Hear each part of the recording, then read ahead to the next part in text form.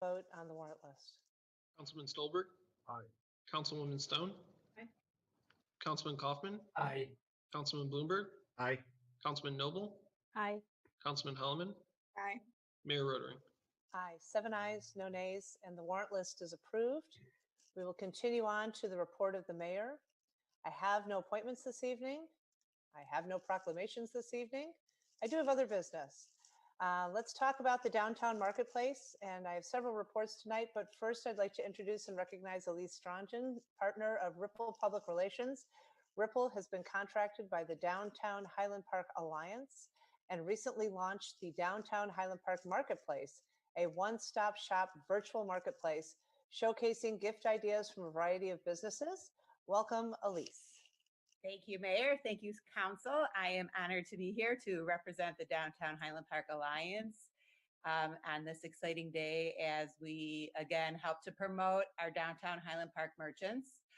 We did launch last night a one-stop shop portal, as the mayor said, allowing anybody virtually to shop all of our downtown Highland Park merchants. At the present time, we have about 30 merchants that are uploaded and have product on the site. We have almost 1,000 different products. Some of them are gift cards, some of them are service offerings. Sorry, my dog is barking because somebody is entering my house. And when we launched this morning, we already had some 500 hits. And our first sale, I am proud to say, was Style Shack.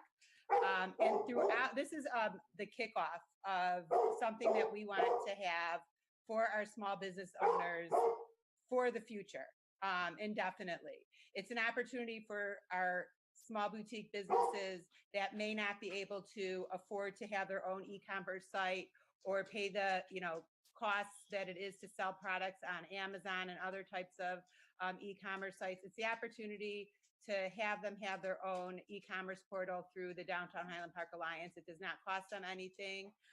And then on the flip side, for the consumer, they can go and shop one store that they may know and be able to cross-customize to all the other shops and merchants and restaurants and services in downtown Highland Park with one transaction, and then the business owners get the payout directly. It's a great new way to allow people that are not going into stores. We don't know what the future holds. So as the future continues to roll out, we're going to continue to promote different hooks and angles. The launch is promoting the holiday season. We have Black Friday coming up. We will urge the merchants and the consumer to shop online for Black Friday. We actually have WGN TV around town coming out to downtown Highland Park on Cyber Monday, November 30th, to report on this. And as time goes, we will have more and more merchants signing on. The merchants themselves will be able to upload different inventory. We will be promoting different products on the site and different focuses, New Year's, Valentine's Day, Mother's Day, and on and on. So we are excited that this is launching. We think that the merchants are really excited, and once they see the success. So please check it out and share the link, share this graphic that someone has put up on the screen here, and encourage everybody to shop local and support our local businesses. Terrific. Thank you. And you should know it's a city council tradition to have a barking dog at some point during the meeting. So glad you could kick us off tonight. Thank you. There you go. Are there any questions? Okay, thank you. We're looking forward to that really going strong. So much appreciated. Thanks for joining us tonight. Thanks for having me. Shop local. Always. You bet. Thank you. Continuing on with the report of the mayor, I have a COVID-19 update. Late last week, the Illinois Department of Public Health and Governor Pritzker reported critical statewide statistics for the month of October. New cases in Illinois are up 270%, and hospitalizations are up 120% since October 1st. So that's 5 weeks. In addition, we marked the passing of over 10,000 Illinoisans from COVID-19, a solemn reminder of the tragic consequences of this pandemic. This past Friday, IDPH designated Lake County as entering the orange warning level for COVID-19 risk. The Lake County Health Department reported that this was due to increases in 4 key metrics, including an increase in our weekly incidence rate, positivity rate, deaths, and hospital admissions. The state and Lake County Health Department have also reported the possibility of Tier 2 mitigations, which could go into effect by governor's order potentially by this coming weekend if our positivity rates stay above 8% through this week. While these mitigations certainly will contribute to a reduction in community spread of the virus, they do come with economic consequences. Tier 2 mitigations, which may be imposed by the governor, would include further limitations on outdoor dining and social gathering, a ban on indoor recreational activities, and a return to curbside pickup only from retail stores. I don't need to tell you, we don't want to move backwards. Not only are we jeopardizing the health of ourselves and our loved ones and our friends, but we're facing the potential for further challenges to our community's economic well-being. The actions we take today to slow the spread of the virus will reduce our risk level, minimize the impact on our healthcare system, allow businesses to operate without further restrictions, and keep ourselves and our loved ones safe. We all know what to do. Wear a mask. Watch your distance and stay 6 feet away from others. This is not an either or. You need to wear your mask and you need to stay away from each other. Wash your hands thoroughly and frequently. Avoid social gatherings, especially indoors. It is not worth the risk. And together we can turn this around. Councilwoman Stolberg, at this point, did you want to add something to this report? I would love to. Thank you, Mayor. And I think you said it so eloquently. And I just, for those of you who don't know, I battled COVID for 2.5 weeks. And first of all, thank you to all the city staff and my colleagues and neighbors who all wished me well and dropped off everything from supplies and food to offering to help with the kids. But, I'm 49, other than being a little too fat. I think I'm in pretty good shape. And this thing crushed me for 2.5 weeks. It is serious. It is for many life-threatening. And what is amazing to me is all the people who do not wear a mask and say, but I'm not worried about getting sick. And what the mask is really about is making sure others that are in high-risk categories don't get sick from you. I had 2 people in my house who tested positive, not a symptom in the world, and they were fine. And heaven forbid they bump into somebody with a condition, or my mother who's a little elderly, or my in-laws. So I want to reiterate, first of all, thank you for all the well wishes, but certainly to what Mayor Rodring said, we don't have to move backwards. We have choices here. Wear a mask, wash our hands, stay socially distant, and let's just extinguish this nasty thing before it unnecessarily kills more people. It is real, it is serious, but it is also avoidable if we are just intelligent about it. So thank you, Mayor. Thank you, Councilman Stolberg, and we're happy to welcome you back and know you are on the mend. So glad you are doing better. Thank you for sharing your experience with us. Coming up this week is Veterans Day, and so I'd like to invite the community to the city's virtual Veterans Day event, recognizing the contributions and sacrifices of our servicemen and women. This event will be held via Zoom, that is online by computer, on Wednesday, November 11th at 11 a.m. Representatives from the American Legion Post 145, veterans of the Foreign Wars Post 4737, and Jewish War Veterans Post 29 will be present. The Highland Park High School Brass Quintet will perform patriotic music. Dr. Sheldon Rosenstein and Colonel Aaron Reisinger will be recognized as the 2020 Heroes Among Us honorees. More details are available at cityhpil.com/Veterans Day. Continuing on with our agenda, our next item is business from the public. This is for citizens wishing to be heard regarding items either not listed or listed on tonight's agenda. City Manager Newkirk, do we have any business from the public? Mayor, we did not receive any emails, and there is no one at City Hall other than staff. Okay, and if people want to write in during the meeting, where should they be sending their emails? They can email us at cityhp@cityhpil.com, or we do have a couple of residents that have joined us for this meeting. If they have an interest in addressing the council, just ask that they use the virtual raise your hand feature, and we can call on them. And again, this is for items not on tonight's agenda. Okay, so is anybody raising a hand? No. Okay, we will continue on then with our scheduled business. Items 1 through 28 have been grouped together for omnibus consideration. So I am seeking a motion to approve items 1 through 28. Move to approve. Second. Any comments or questions on items 1 through 28? Any from the public that are here with us this evening who wish to comment on any of the items 1 through 28?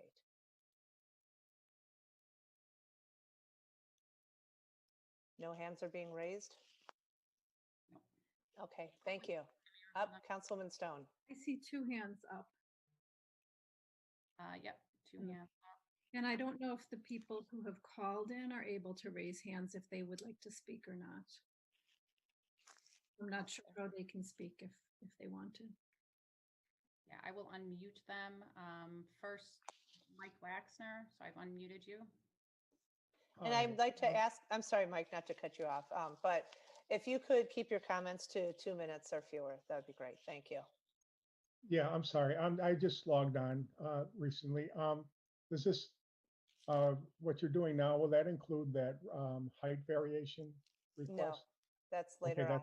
Okay, then I'm done here. I'll wait. Okay, thank you. Sorry. I'm trying to pull it up, but I didn't get it up in time. No, that's okay. Thank you. Thank you. Dan, if you could just state your last name for the record, and you're on mute right now. Good evening, council. Thank you. I just want to say thank you for doing these meetings. Thank you. Thank you for joining us this evening. Appreciate your You're participation. very welcome, Madam Mayor. Thanks. Okay, so we have a motion and a second on items 1 through 28. Will the clerk please call the vote? Councilman Stolberg, Aye. Councilwoman Stone, I'll vote aye on everything, but I'd like to vote present on number 4, please. Councilman Kaufman, Aye. Councilman Bloomberg, Aye. Councilman Noble, Aye. Councilman Holloman, Aye. Mayor Rotering. Aye. That's 7 ayes and no nays on items 1 through 3 and 5 through 28. 6 ayes and 1 present on item 4. Thank you. Continuing on with our agenda under other business, we are holding a public hearing this evening related to providing for the levy of taxes for the city of Highland Park, a home rule municipality, county of Lake, state of Illinois, for tax year 2020 and to be collected in fiscal year 2021. Pursuant to Chapter 65 of the Illinois Compiled Statutes and Chapter 31 of the Highland Park Code, I hereby call to order the public hearing on the proposed tax year 2021 property tax levy. Pursuant to statute and an ordinance, notice of this public hearing was published October 29th, 2020 in the Highland Park News. Will the clerk please call the roll? Councilman Stolberg, Here. Councilwoman Stone, Here. Councilman Kaufman, Here. Councilman Bloomberg, Here. Councilman Noble, Here. Councilman Holloman, Here. Mayor Rotering. Here, I hereby declare the public hearing on the proposed tax year 2021 property tax levy open. I will now turn the public hearing over to Finance Director Julie Logan for opening comments on the proposed levy. Good evening, Mayor and City Council members. Just give me a second here to share my screen.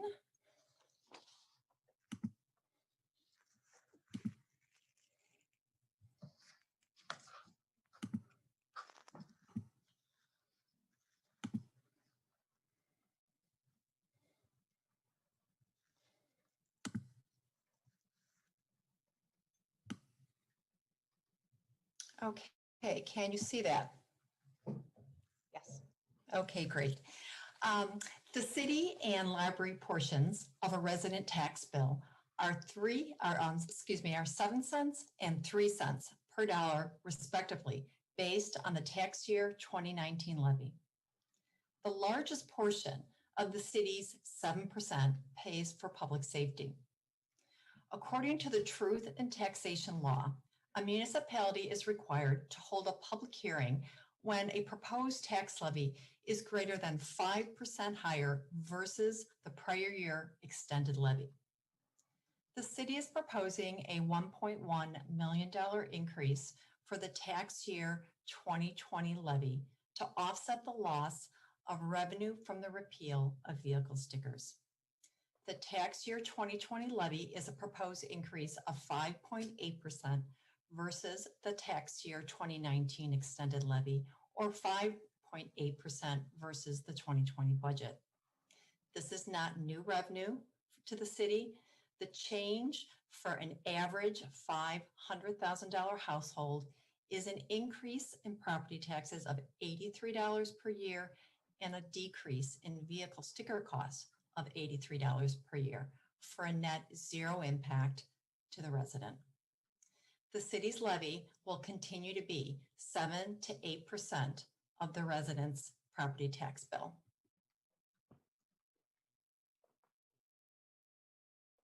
The City Council will consider the 2020 tax levy on December 14th.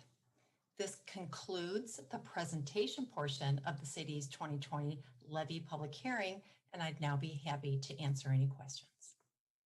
Are there any questions from the City Council? Councilman Kaufman. Thank you, Mayor. This is not a question, but just, Julie, maybe you could explain the repeal of the vehicle sticker tax, why that happened this year, or someone could explain it. Sure. During the pandemic, as a relief effort to residents, the city decided to stop selling vehicle stickers so that the residents wouldn't actually have to incur that cost. As we analyze that decision, we decided that it would be in the best interest of the city to eliminate the administration that it takes to administer property, to administer the vehicle stickers, and that the residents wouldn't actually have to be putting a vehicle sticker on their car. So instead of, going through that whole process, we decided that it would be in the best interest of the city and the residents to, have the tax levy bring in that amount of revenue versus the vehicle stickers. Thank you. Mm-hmm. Thank you. Any other questions? Any questions from the public? Any raised hands? None. Okay. I'll now entertain a motion to close this public hearing. So moved. Second. Will the clerk please call the vote? Councilman Stolberg, Aye. Councilwoman Stone. Aye. Councilman Kaufman, Aye. Councilman Bloomberg, Aye. Councilman Noble, Aye. Councilman Holloman, Aye. Mayor Rotering. Aye. With 7 ayes and no nays, the public hearing is now closed. Individuals who were unable to attend this evening's public hearing may submit written comments to the attention of the City Finance Director. The City Council will consider an ordinance adopting the proposed tax year 2021 property tax levy and related items at the December 14th, 2020 council meeting. Okay, continuing on. Bear with me while I swap out my documents. There we go. Our next item, number 30, is a referral of a height variation to the Zoning Board of Appeals for final disposition related to 2000 Ridge Road. I believe we have a staff report for this. Mayor, we do have a presentation we can provide to the council. There is a staff report that's included in the packet. And hello, Director Fontaine. Do people need a presentation? It seems like a pretty straightforward question. I guess the biggest issue is the Campier referral. Is it something that people want to do for final disposition by the Zoning Board of Appeals, or would you prefer to have it come back to the City Council for final disposition? Councilwoman Stone. Mayor, I would actually ask the question to the council, do you want to do a Campier rule referral at all? Okay. And then if so, A or B. Okay. And so if there is a decision not to do a Campier, we could just make the decision this evening. That's correct. Okay. I thank you for clarifying that, Corporation Counsel. Councilman Stone. I was answering the original question that you asked. If we do a Campier referral, I'd like it to come back to this group just because it's a very large variance that they're requesting and significantly larger than previous height variances that we have sent to the ZBA for final approval. Any other comments? Is there a desire to send it to the ZBA, or do people just want to take action on it this evening? I can share, and I don't know, are any of you familiar with, Corporation Counsel? And I want to clarify that, Mayor. If you're going to approve it, it must go through the ZBA. Take action on it this evening means didn't stop it in its tracks. Right, okay. Are all of you familiar with this property? Are any of you familiar with this property? I just want to say the owner's representatives are also on the call. So if there are any questions specific to their application, they are present. Okay. Councilor, Mayor, yeah. go ahead. Thank you. I wasn't sure if you could see me. I am very familiar with this property, as I know you are. I know we were like, oh, do we want a presentation? If no one on this council is particularly familiar with the property, it may warrant the presentation to make the decision of, I mean, I'm happy to approve it tonight. Or send it to the ZBA and have it not come back to us, given what I know about the property. But if no one's that familiar with it, I think it needs a presentation. And that's why I asked the question. And I hope you had an opportunity to read the packet, but this is 15 acres on the westernmost border of Highland Park. It was and always has been a gentleman's farm. And to answer Councilwoman Stone's question, the proposed increase in height is to move an historic barn to this farm site. It will not be visible from the road or from any of the surrounding properties. So I just share that with you. Do people, I kind of feel like, Joel, we need a short presentation. Sure. Yes. So people can understand the context for this request. And Councilman Noble, just to clarify what Corporation Counsel said, we can't approve this height variation. We can deny this height variation, or we can send it to the ZBA, and then they can either approve, deny, or we can require that they send it back to us. So those are our options this evening. Right. Great. Okay. Thank you. Okay, That's fine. Mayor, I'll share my screen then and for that presentation. Great, thank you.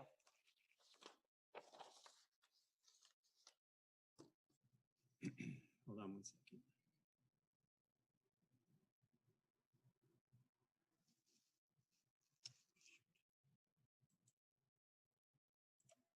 Okay. And then after Director Fontaine provides his presentation, then we'll hear from the representatives of the property owner.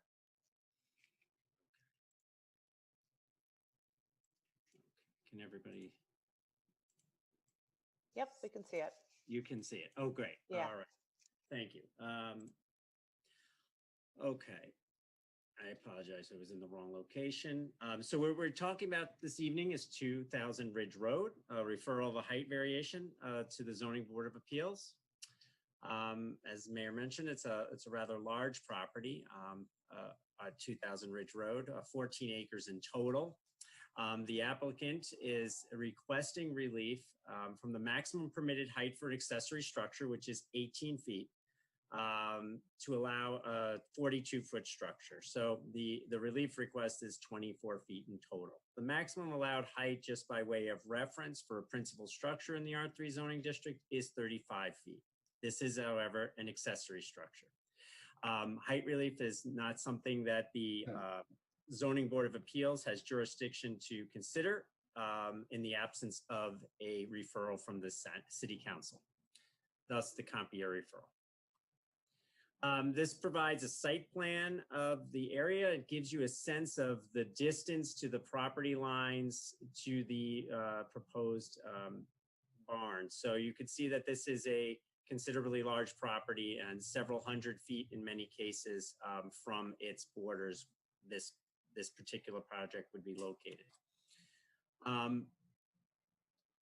The proposal is a 60 by 40 foot, or about 2,400 square foot barn. The property's 14 acres, as I mentioned.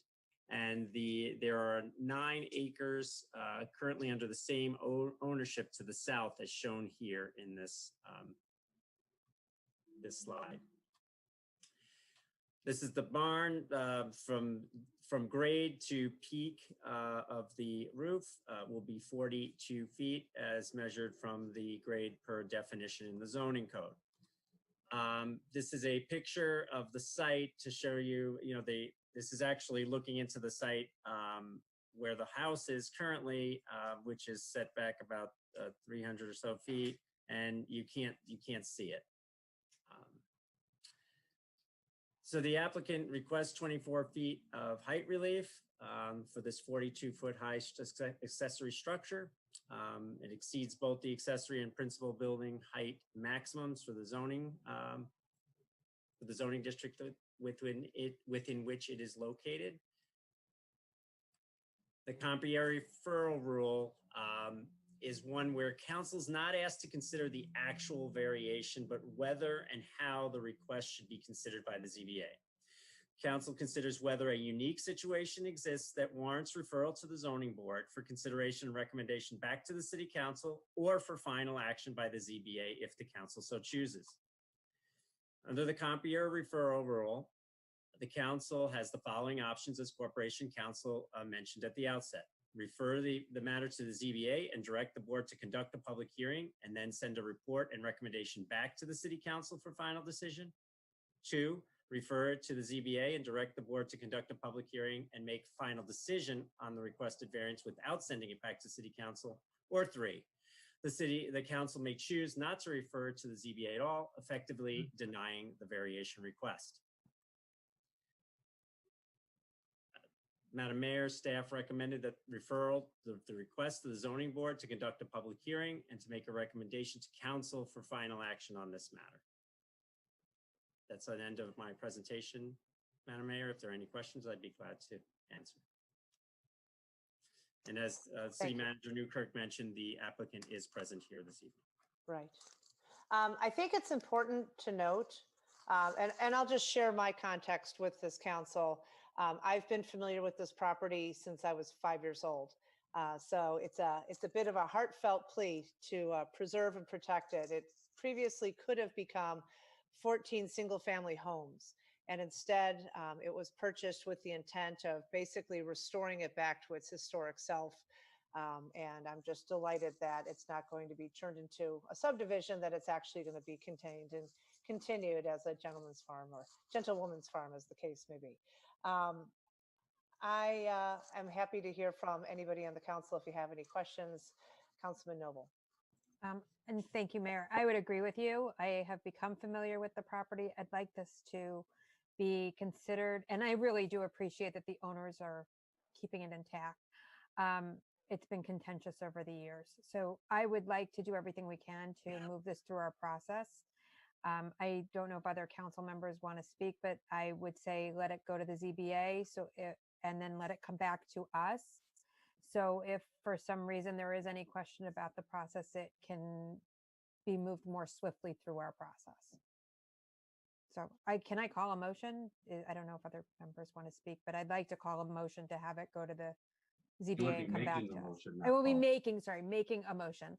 Sorry, I'm a little like into this property. I really feel very strongly about what should happen here. I would like to make the motion to send it to the ZBA with final approval from the council. Thank you. Councilman Holloman, then Bloomberg, then Stone. Stolberg. Great. I seconded it. That was mine. Oh, that was, okay, thank you. I'll speak too. Okay, sorry. Actually, so thank you for the second. Councilman Stolberg, go ahead, and then Councilman Holloman, we'll hear from you following Councilman Stolberg. Thank you. Thank you, Mayor. I too am familiar with this property. It is probably one of the, if not the most unique property in Highland Park. I would be fully supportive of sending this to ZBA, having it come back to us for a final decision, and getting this through the process as expeditiously as possible for the homeowner. So thank you. Great, thank you. Councilman Holloman, thank you for your second and your comments. Yeah, fully support this and the process that they're going through. I just wanted to use this as a good example of one of the issues the ZBA kind of grapples with frequently, which is that there's no allowance for historic buildings or structures in their guidelines. So just something to think about as we consider possible changes in the future, that this property is a great example of something that isn't contemplated by our zoning board of appeals kind of list of things that they need to consider because of its historic nature. And it might be something that we want to, and they've asked us to actually to include that so that they have a little more latitude in dealing with structures like this one. Great, thank you. Councilman Bloomberg. I really just had a quick question. I understand the historic significance of the property. I don't have as intimate an understanding of it as some of you do, but I am aware of it. Is the barn in a new structure that's going to be built as a barn, or is it going to be a barn that is being reconstructed that is historic in its own right coming from somewhere else? I'm a little unclear on that based on a passing comment that Director Fontaine made. The packet seemed to indicate that they are reconstructing a historic barn. Okay, I didn't get that, and that's why I asked. So thank you. I would agree with what's been suggested that and what is now the motion. So I'm very comfortable with that. Okay, thank you. Councilwoman Stone? I don't have anything to add. I'm comfortable with it as well. Okay, thank you. Councilman Kaufman, and then we'll hear from Mike Laxner. Yeah, thank you, Mayor. Yeah, likewise, I agree with what's been said to refer it and have it come back for the reasons that have been stated. Thank you. Okay, thank you. City Manager, do we want to hear first from the homeowners representative and then we can hear from the public? Mayor, that's fine. So we have two representatives from Thomas Schaefer Architects. So Mr. Schaefer, I'll promote you and your colleague Ben. If you'd like to make any comments.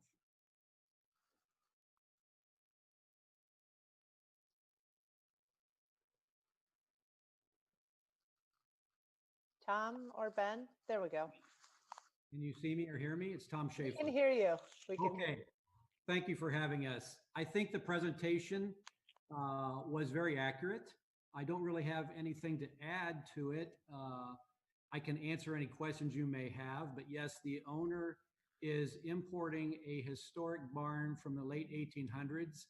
It is a hand-hewn timber structure that they would like to reestablish on the property as kind of the homestead barn. And we will be restoring that barn for their family. And it's 42 feet in height, as we all know, and it sits pretty much at the centroid of the two parcels. So it will not be seen from adjacent properties and will be essentially used by the homeowner for family activities and events and such like that. It's a very private in nature.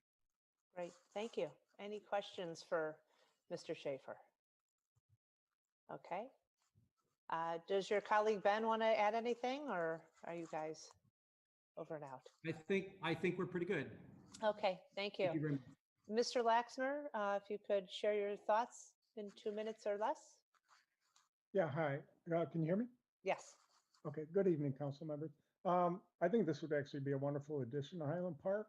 I do have concerns of the implications that it could have for accessory structures throughout Highland Park when they see this request for 2.33 times the normal height for an accessory unit. I would actually have a technical question. Maybe Mr. Fontaine could answer that. If there's any possible way that the property could be actually re-subdivided and create this as a principal structure, where then I think it's either 32 or 35 feet is allowed for R3, and then the request becomes only 7 feet, or much more limited, as opposed to an accessory structure that needs 2.3 times the height. So I don't know if Joel can address that concern.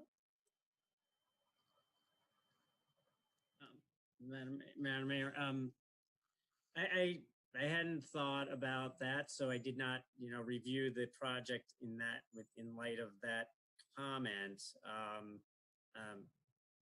it is located in the middle of the property, though. That's the proposed location. So I don't think it lends itself so much to doing that. I don't want to say that it can't be done. But that's as much as I could say off the top of my head without looking at it more closely. And we will as before going to the ZBA. And Mr. Laxmer, I appreciate sort of your efforts to fit a square peg in a round hole kind of a situation and maybe reshape the size of the hole or the shape of the hole. I think it's important to note that is basically why we have the Zoning Board of Appeals. We have a zoning code, and this is for those unique one-off sort of situations, for the opportunity for them to be examined and assessed. But I appreciate sort of the tenor of what you're trying to achieve with your question. Thank you. Are there any questions or comments further from the council? I believe we had a motion in a second. Will the clerk, and just to reiterate, it is to have this question sent to the ZBA and then to return to the council for final disposition. Will the clerk please call the vote? Councilman Stolberg. Aye. Councilwoman Stone. Aye. Councilman Kaufman. Aye. Councilman Bloomberg. Aye. Councilman Noble. Aye. Councilman Holloman. Aye. Mayor Rotary. Aye. 7 ayes, no nays, and this item will be sent to the ZBA under a Campier referral and then returned to the City Council for final decision. Thank you.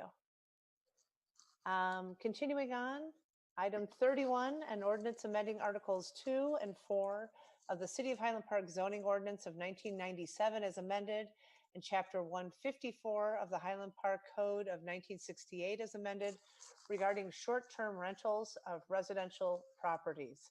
I think we've discussed this about 1,000 times. I don't know if we need a presentation. If anyone wants a presentation, give me a thumbs up. I see none. So are there any takers on the motion? And yes, City Manager. I just want to make a note for the record, just so the council is fully clear. The ordinance does set forth the Plan and Design Commission recommendation to increase the number of individuals that may be permitted on the property from 10 to 12. So that number 12 is reflected in the ordinance that you would be taking action on this evening. Okay, thank you. Councilwoman Stone. I just have one question about this. Regarding the neighbor notification. I'm wondering how it works if the unit is in a multifamily building or if the neighboring property is multifamily building. Great question. Director Fontaine. They would have to notify the owner of the property. So the building owner would be notified. Whether or not the tenants of that building would be notified then would be up to the owner. And let me take it a step further. If it's a condominium, then every unit owner would have to be notified in that condominium. If it's a rental building, the owner only would be notified. That's correct. And that's standard practice as we do for other notifications. Exactly. Thank you. You're welcome. Questions? Gita, anything from the public on this one? No hands raised at this time. Okay. Is there a motion to approve item 31?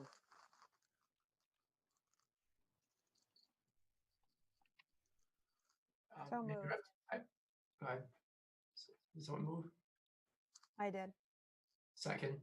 Okay. Will the clerk please call the vote? Councilman Stolberg. Aye. Councilwoman Stone. Aye. Councilman Kaufman. Aye. Councilman Bloomberg. Aye. Councilman Noble. Aye. Councilman Holloman. Nay. Mayor Rotary. I'm sorry, Councilman Holloman, what was it? Here, Nay. Okay. Mayor Rotary. Nay.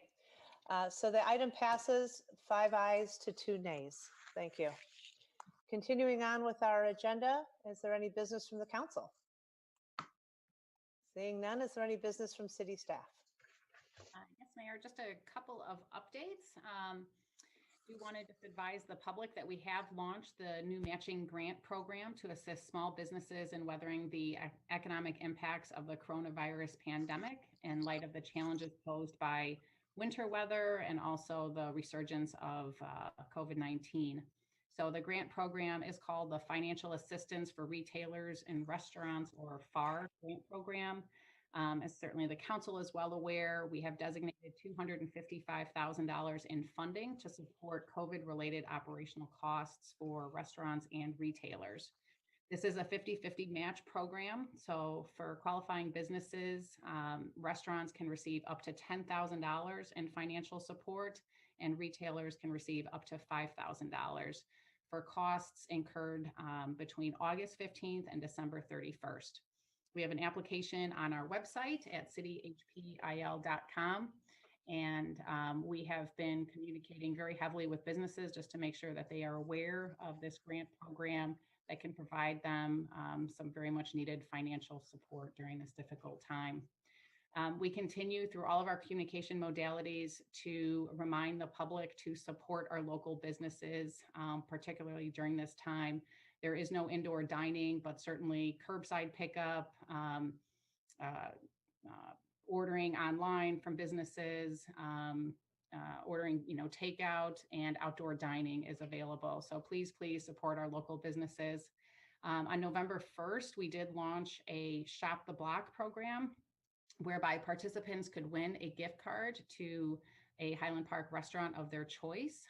So we are asking that individuals submit receipts of $150 or more from a participating small retailer. And those retailers and which designated block is included in our communication each week. And then individuals will be entered to win a $50 gift certificate to the restaurant of their choice. So every week we are going to announce winners on our social media and e-news. And you can sign up for our e-news if you're not signed up on our website. And further information about the Shop the Block program, again, is located at cityhpil.com. We've also launched a program working with our restaurants called BYO Blanket, BYOB, but spin on blanket. And we're encouraging individuals to post their pictures on Facebook of them enjoying outdoor dining at any of our restaurants. And then those photos will be featured on our social media. So just tag us at Highland Park IL on Facebook with the hashtag BYO Blanket. Restaurants can download a flyer about this program, which is located on our website. And then again, we are asking that restaurants promote this program as well as the public certainly participate in this program. We have a list of all of our restaurants as well as all of our retailers and a restaurant map on our website. So hopefully we're making it easy for individuals just to know all the great offerings that are available in our community. As we enter the holiday season, we have been we'll continue to remind the public of the Illinois Department of Public Health guidelines on social gatherings. The health agencies from the state as well as the county are reminding individuals that even small family gatherings from different households can have a great impact in spreading this virus. So please pay heed to the holiday guidance, which is on our website. And we are providing updated information daily that is provided to us by the state and the county. So all that is on our website, again, on the front page through the COVID links. And as we are approaching the holiday season, we only have one city council meeting in November. So our next city council meeting will be December 14th. And that concludes our staff report this evening. Terrific. Thank you. I am seeking a motion to adjourn the city council meeting. So moved. Second. Will the clerk please call the vote on the motion to adjourn? Councilman Stolberg, Aye. Councilwoman Stone, Aye. Councilman Kaufman, Aye. Councilman Bloomberg, Aye. Councilman Noble, Aye. Councilman Holloman, Aye. Mayor Rotary. Aye. 7 ayes, no nays, and this council meeting stands adjourned. I'd now like to call to order the Committee of the Whole meeting of the City Council of Highland Park, November 9th, 2020. Will the clerk please call the roll? Councilman Stolberg, Sure. Councilwoman Stone, Here. Councilman Kaufman, Here. Councilman Bloomberg, Here. Councilman Noble, Here. Councilman Holloman, Here. Mayor Rotary. Here, we have a quorum. May I have a motion to approve the minutes from the October 26th, 2020 meeting? Actually, it moved. says those will be presented at the next Oh. meeting. So skip that. Moving on. We will move on to our scheduled business, which is Riders Lane disconnection. City staff received a request from Deerfield resident Adam Fleischman, who is joining us this evening from 775 Summit, to disconnect the recently purchased 5 acres adjacent to the south of his property, known as Zero Riders Lane in Highland Park. Council feedback is requested if there is an interest in the disconnection of this property from Highland Park, so it could be annexed to Deerfield. I see the Corporation Council has his hand up. I'm sorry, I just want to make a brief personal disclaimer. As I believe the council is aware, I am the village attorney for the village of Deerfield. Deerfield is aware of this request, but they have not asked either me or my firm to be involved in this matter. If there is consent on both sides, I could act as the scrivener to accomplish it, but I just want you to know that, be aware of my potential conflict. Thank you for the disclosure, much appreciated. Okay, do people need a presentation? Have you had an opportunity to read the packet? Do you have any questions? Councilman Noble. I've wondered why this hasn't happened sooner.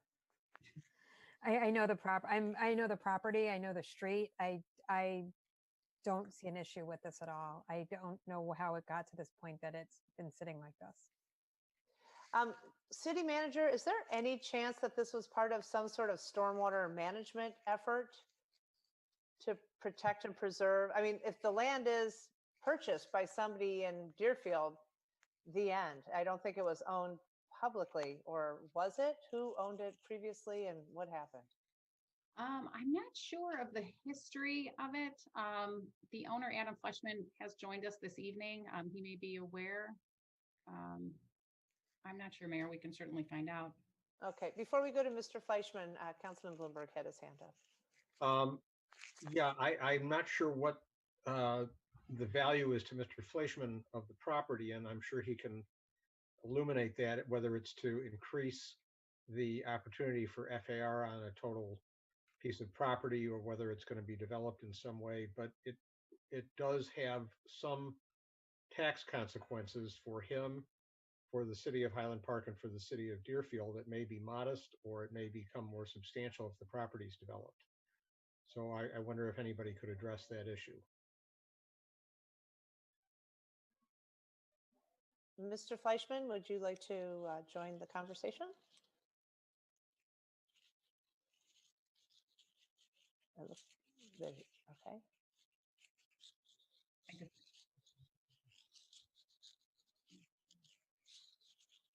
Hear me? Yes, now we can hear you.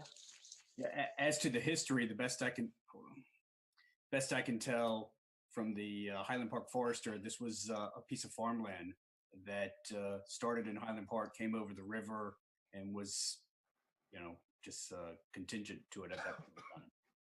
In terms of my purpose, I don't have any. I don't have any plans to develop the piece of property. Frankly, if you look at the elevation of the land, the only part that's even remotely developable is on the far west, and it's not that much land due to the I don't know what the right term is, to the it gets topography. Is that what through there? So for my own purpose, it's just to clear out the buckthorn and enjoy the nice trees back there. Ultimately, great. Just there's no sewage, there's no electrical, there's no access. So, is it in the flood zone? Do you know? Is it a wetland? That's a technical term. I know a lot of it is below. I think 660 is what you need to build in Deerfield in order to have property. And again, only the western part, maybe 20% of it is at that height. Everything else is below that height. So when we had that 100-year storm a couple of summers ago, it totally flooded. Okay. I think it may have historically been something that was being kept to potentially access to address flood mitigation. But that being said, it's private property. You clearly bought it from somebody, and now it's yours. So I think that's what it is. Yes. So Councilwoman Stone? Are there any easements across it that we need to be aware of in terms of accessing any Highland Park infrastructure?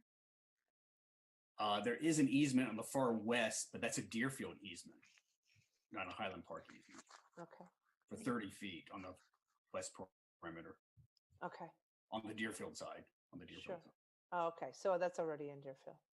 Okay, and city manager, have we heard from the Public Works Director at all concerning the whole stormwater management part of the world?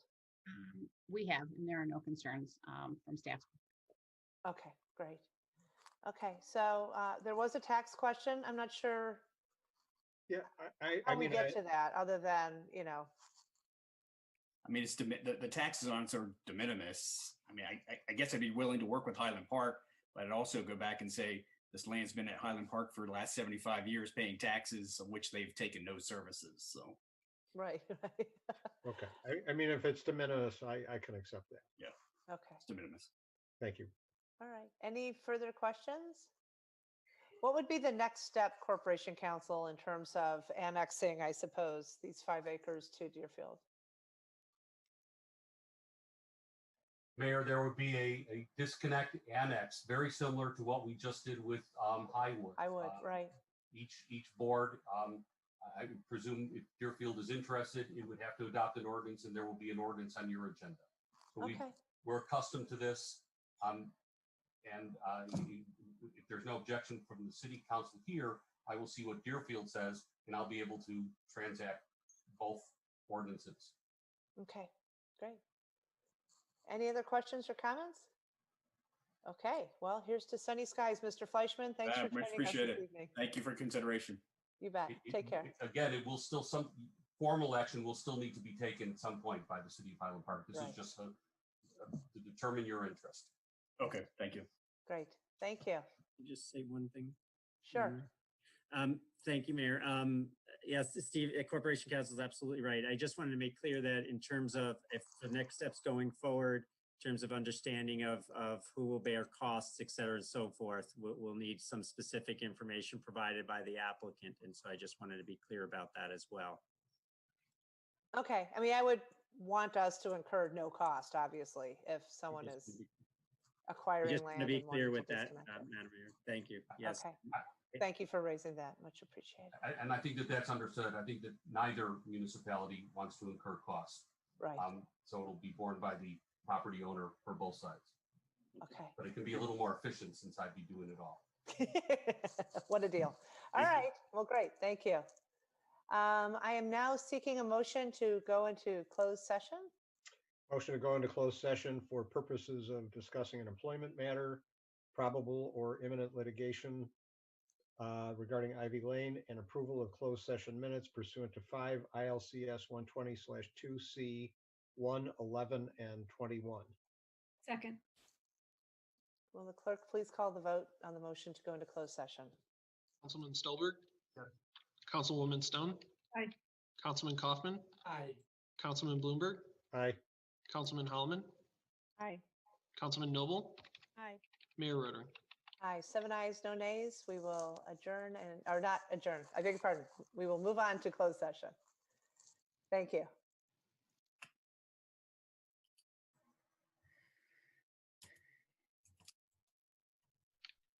Okay, Rob, thanks. You're your host now. Got it. Thanks.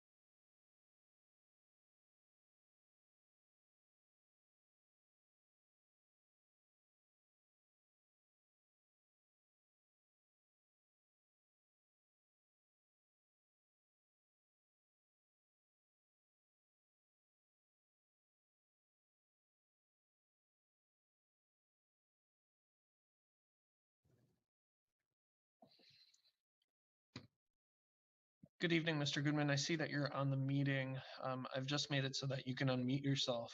The council is currently in committee of the whole in closed session, and there isn't any additional action that's going to be taken this evening after their closed session ends.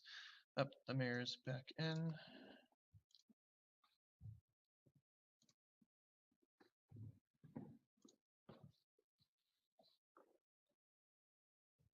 There I am. There I am. Hello there. I've been asked by the city council to adjourn the committee of the whole and have unanimous consent to do so. All right, I will end the meeting now. Awesome. Have a great Thank night. you. Happy You too. Thanksgiving. Take Yep, care. you too. Bye. Take care. Bye-bye.